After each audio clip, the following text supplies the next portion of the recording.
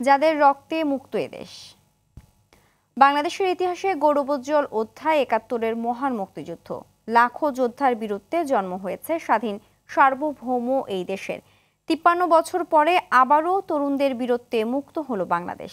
যাদের আত্মত্যাগ আর বীরত্বে মুক্তির স্বাদ পেল দেশের মানুষ, তাদেরই একজনের যুদ্ধ জয়ের গল্প শুনব এবারের পর্বে। নেত্রকোনা প্রতিনিধি মোখলেসুর রহমানের তথ্য ও চিত্রে থাকছে ৭১-এর বীর মুক্তিযোদ্ধা আশরাফ উদ্দিন খানের গল্প।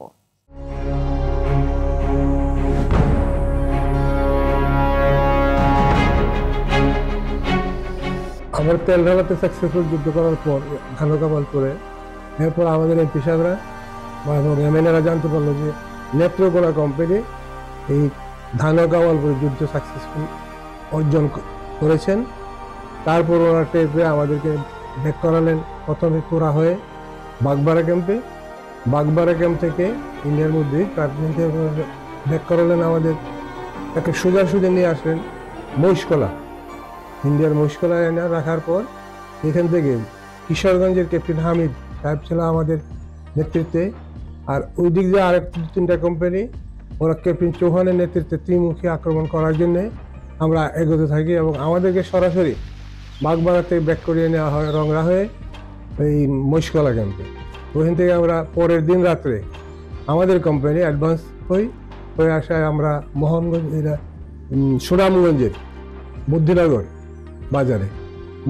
বাজারে এসে আমরা জানতে পারি যে এখানে একটা স্বঘোষিত এক বিডিআরের ক্যাপ্টেন এখানে জোয়ান ছিল, সে ক্যাপ্টেন উপাধি দিয়ে এখানে কিছু ছেলে ট্রেনিং দিচ্ছে। তো ওদেরকে নিয়ে শেষ পর্যন্ত আমরা বাদশাগঞ্জে ব্যাক করি। বাদশাগঞ্জের থেকে রুট মার্চ করে আমরা পরের দিন রাত্রে এসে পৌঁছি ধরমপাশার পার্শ্বে। এখানে এসে জানতে পারি যে এখানে এক স্কুল শিক্ষক ছিল, সে বললো যে আমাদের ক্যাপ্টেন সাহেবকে এবং আমাদেরকে যে স্যার এখানে প্রায় ৪ মাস আগে মুক্তিবাহিনীর একটা কোম্পানি ছিল, পাঞ্জাবিদের অ্যাটাকের মুখে ওরা পালিয়ে যায়, তারপরে পাঞ্জাবিরা আমাদের বাড়িঘর পুড়িয়ে দেয়। তখন আমরা বললাম যে না ইনশাল্লাহ সে বারটা ছিল হয়তো সোমবার হবে। তখন আমরা বললাম ইনশাল্লাহ শুক্রবার আমরা ধরমপাশা মসজিদে মুক্ত করে নামাজ পড়বো, আপনাদের জুম্মার নামাজ। তাই হয়েছিল আল্লাহর রহমতে।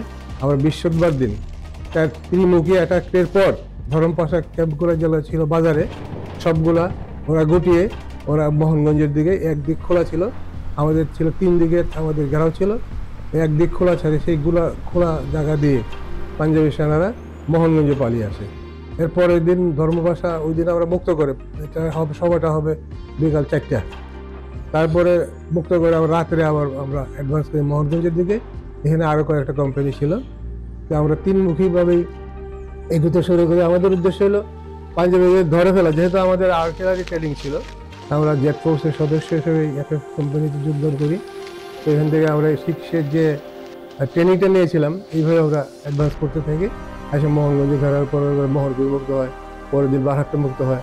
এরপর 9 তারিখ ঠিক তেমনিভাবে 3-4 দিক থেকে আমরা ঘিরে ফেলি। আমার যে কোম্পানিটা নেত্রকোনা কোম্পানি, আমাদের কোম্পানিতে আমার যে সাফায়েত, সে অসুস্থ থাকার জন্য সে ধরমপাশাতেই অবস্থান করছিল। তা আমার নেতৃত্বে লেফটেন্যান্ট কমান্ডার ছিল, তাকে নিয়ে আমরা কোম্পানি প্রসিড করি এবং ওই দিক দিয়ে আরও 2টা কোম্পানি ছিল। আর ডান দিকতে আসে, উত্তর দিক থেকে ডান দিকতে আসে ক্যাপ্টেন চৌহানের নেতৃত্বে আরও 2টা এফএফ কোম্পানি আসে ডাইরেক্ট পাঞ্জাবিদের উপরে। ওরা তখন নিহত হয় এবং ওই ময়মনসিংহ রোডে ওরা পালিয়ে যায়। একজন মুক্তিযোদ্ধা হিসাবে এবং স্বাধীন দেশের স্বাধীন নাগরিক হিসাবে কতটুকু আনন্দ হতে পারে এটা তো ভাষায় প্রকাশ করা যাবে না।